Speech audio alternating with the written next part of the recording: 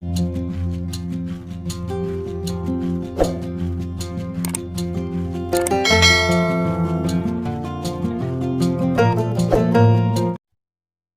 do you want? Like, what do you really want in life? I know it sounds like a silly question, but it's one of the most important questions you should ask yourself. It truly is. Because if you don't know what you want in life, then how are you going to get it? It's like wanting to travel somewhere, having a car and your passport ready, but having no destination. What's going to happen is that you won't go anywhere, or worse, you'll find yourself driving around without any destination. The Buddhists say that life is suffering. And that might be the case. For our travel analogy, that means that the car you're driving is extremely hot and uncomfortable. And you might say, if that's the case, then why bother with it? And people really do ask that question, and they ask it in a way that results in their own destruction and even worse, in the destruction of others. There are individuals who become particularly cruel and bitter and sometimes even suicidal because they can't bear the conditions of their own existence. We can certainly make a proposition that life is full of tragedy and that suffering is real.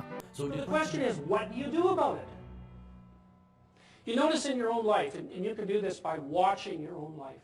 Now, I often ask my clients to do this. Say, look, watch your life for a week and pretend you don't know who you are, because you don't know who you are at all. What you understand most about yourself are the arbitrary presuppositions that you use to hem yourself in. And you act as if those presuppositions are true, so that the revelation of the full nature of your character won't terrify you.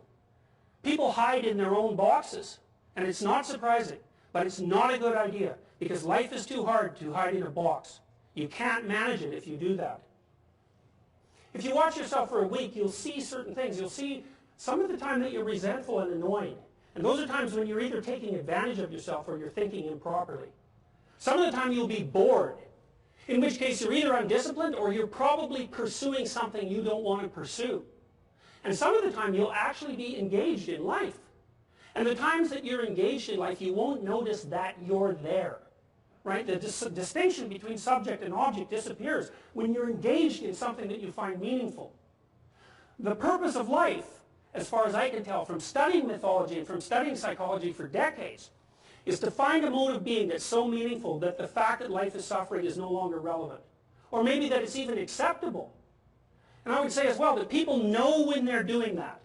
You know when you're doing that in part because you're no longer resentful. You think, geez, I could do this forever. Right? There's a timelessness that's associated with that state of being. From a mythological perspective, that's equivalent to brief habitation of the kingdom of God.